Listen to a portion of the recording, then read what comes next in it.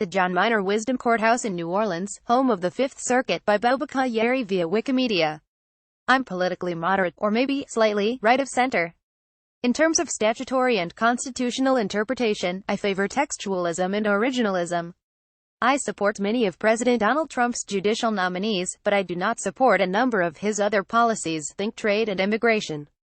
And I'm not a huge fan of some of the things the president says or tweets. I'd prefer a president with more decorum and discipline. What do I tell myself whenever President Trump does or says something cringeworthy? I channel Humphrey Bogart in Casablanca, we'll always have SCOTUS. And the lower courts too. I agree with Ron Klain, writing in the Washington Post today, regardless of Trump's other failings, he is proving wildly successful in one respect, naming youthful, conservative nominees to the federal bench in record-setting numbers. I've previously noted this White House's focus on youth in picking judicial nominees, and Klain quantifies that Trump's picks are astoundingly young.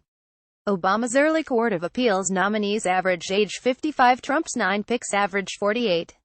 That means, on average, Trump's appellate court nominees will sit through nearly 2 more presidential terms than Obama's. In other words, Trump's judicial appointees will be on the bench long after we've all forgotten about Covfefe. There's a sense among some that the Trump administration isn't moving fast enough on judicial nominees, and for constitutionalists, sure, faster is always be better, but Klain cites facts showing the Trump White House is doing just fine. Trump's predecessors all slowly ramped up their judicial nominations during their first 6 months in office. Ronald Reagan named Sandra Day O'Connor to the Supreme Court and made 5 lower court nominations in that period. George H.W. Bush made 4 lower court nominations. Bill Clinton named Ruth Bader Ginsburg to the High Court but no lower court judges, and George W. Bush named 4 lower court judges who were processed by the Senate, plus more than a dozen others sent back to him and later renominated.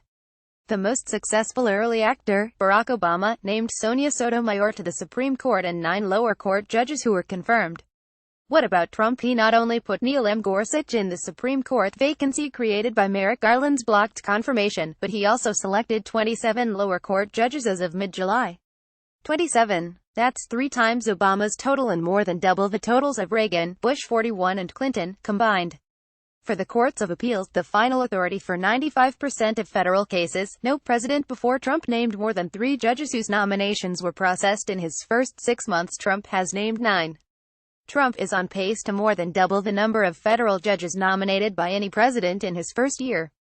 As you can see from the nominations page on the White House website, the Trump administration is picking up the pace when it comes to legal nominees. It has gone beyond the circuit courts to start filling district court spots and U.S. attorney positions. For now, let's focus on the circuits, since there's more than enough to cover there. Here's a nationwide roundup of the appellate court action, similar to my earlier stories here and here, for the D.C. Circuit, the Federal Circuit, and the regional circuits up to the 6th Circuit. Coverage of the remaining circuits will follow next week, because otherwise this post would be insanely long. Update July 27, 9:25 a.m. Here's the post on the remaining circuits. I incorporate by reference my